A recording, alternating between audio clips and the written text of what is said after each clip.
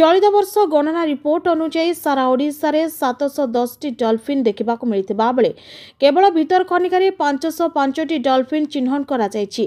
विश्व प्रसिद्ध भितरकनिका जातीय उद्यान और गहिरमथारे सामुद्रिक अभयारण्य जनवरी 27 रु 29 तारिख जाए डॉल्फिन गणना करा जायतिला। धामरा मुहान ठारू देवी मुहान जाए समुद्र मध्य और भितरकनिका मध्य क्रिक और नदी में 9टी गणनाकारी टीम डॉल्फिन गणना करथिले।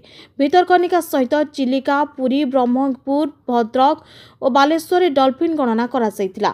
आज आसिथिबा गणना रिपोर्ट अनुसार ओडिशा रे 710 डॉल्फिन थिबा बेले केवल भितरकनिका 505 डॉल्फिन देखा मिली। रिपोर्ट अनुसार भितरकनिका एरवा डॉल्फिन 22टी,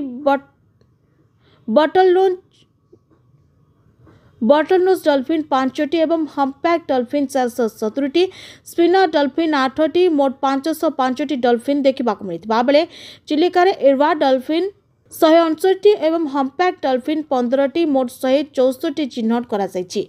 एहा सहित पुरी रे 7टी, ब्रह्मपुर रे 13टी, भद्रक रे 4टी और बालेश्वर रे 7टी डॉल्फिन देखा मिली। एठारे सूचना अनुसार पूर्वर केवल चिलिका डॉल्फिन गणना करा जाउथला।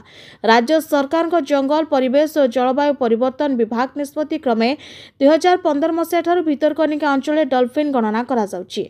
भितरकनिका अंचल डॉल्फिन गणना पई चलित वर्ष 9टी टीम आउटर व्हीलरू, चिंचिंग माउथ एवं बरुणेईरू, पारादीप, हंसिना ब्रिजरू, माइपुरा माउथ एवं राजनगर हंसुआ नदीरू खोला एवं खोलारू धामरा माउथ भाया नलतापाटना, कालियाभंचटिया एवं जम्बू खरनासीरू हुकीटोला, पारादीपरू जटाधार मुहान और देवी मुहानरू जटाधार मुहान जाए गणना करथिले।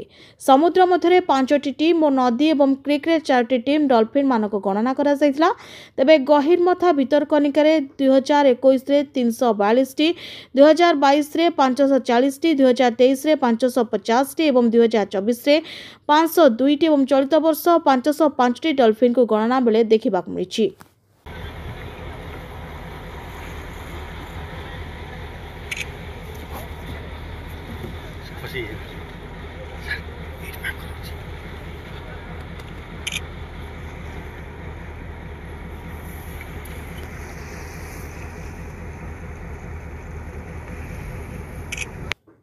राजनगर समीक्षा प्रतिनिधि विजय कुमार गुप्ता रिपोर्ट, समीक्षा न्यूज लाइव भुवनेश्वर।